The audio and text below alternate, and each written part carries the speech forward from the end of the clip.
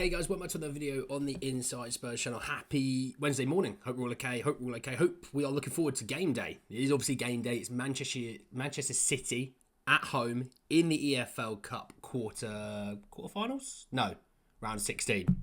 Round of 16. Just want to give you my last minute thoughts, as you always do. We have game day. We do our preview. We do our last minute thoughts because sometimes it changes within that time span of when I do the preview to game day. So we talk about the game. Just general views and feelings about it. Just want to say, if you're watching this and you're new, subscribe. Be very much more enjoys for the journey. And with this game, I get the anxiety. I get the nervousness. I get all of those sort of mixed emotions because it's still Man City. And as much as Pep says, we're playing the youth, we're playing the rotational pieces. As I've said to you, the rotational pieces are all still sort of 40, 50, 60 million pound players. That it's not like they're rubbish. Now, their youth, by the way, some of those players are incredible. Okay, you've seen the youth come through their system. Brilliant players. So it's not like we're turning up and we're playing like they're under 16s and we're going to win 7-0. It's not going to be like that. But the other side of that I want to bring in is, when you think of players like Archie Gray, right? And you think of Mikey Moores, and you think of Lucas Bergvals, and I'm sort of talking about the youngsters that we have, Will Lancashire. A lot of those players, when you think of like some of their youngsters, a lot of our youngsters are very good. You'd have to actually say that Archie Gray might be ahead of quite a few other youngsters in all Premier League clubs because of his time in the Championship last season being so good as he was. When you think of like Mikey Moores, obviously super crazy talented. Lancashire scored bucket loads of goals. Lucas Bergvall, one of the best prospects in football that was moving in the summer. It's not like they're bad players, and if they were to play, we should still have confidence that they can actually do what they normally do. When I think about the rest of the team, there's this is obviously an amazing opportunity to go through into the next round. You dump out one of those big boys, because I tell you what, if City get to the semi-final, you'll start to see that change of idea of going from, we're going to play the youngsters and rotational pieces to, we'll rotate a bit, but we're going to keep some first teamers because we're close to winning a trophy. So it's about dumping out one of those big boys. Dumping out a top six club, you're always going to try your best to do that because it makes your road to a final or, to winning it a little bit easier and clearer. Let's not take it as for granted that we're going to win. Let's not say they're going to play like their C team. Brilliant, we're going to smash them.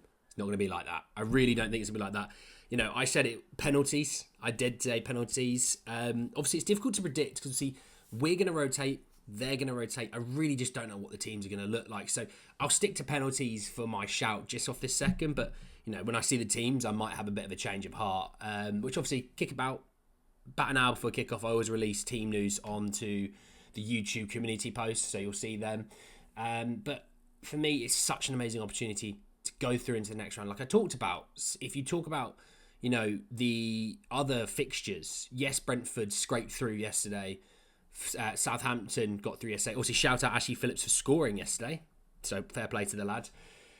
You think of the other teams, Brighton, Liverpool, one of them are going out. There's a few Premier League sides that are going to be going out. Manchester United, Leicester, one of them's going out. And you start to whittle away a few Premier League sides. I'm not saying all of them, just saying a few. And you start to look at it and go, actually, if we can get a home draw, I fancy us. And then before you know it, you're like, boom, there you go. There's a semi-final. And then it's just about anyone's game. It's not even about performances. Hell, we win 1-0 tonight, we play awful. How many fans are going to take that? Because we would. It's a cup game. Cup games aren't about performances. The league games are about performances in my eyes. So going out there today, winning, through into the next round, everyone sort of forgets about the weekend and Palace. Everyone goes, we've progressed even further because that was the kick on Ange that he failed in the cup competitions, went out to Fulham and Man City.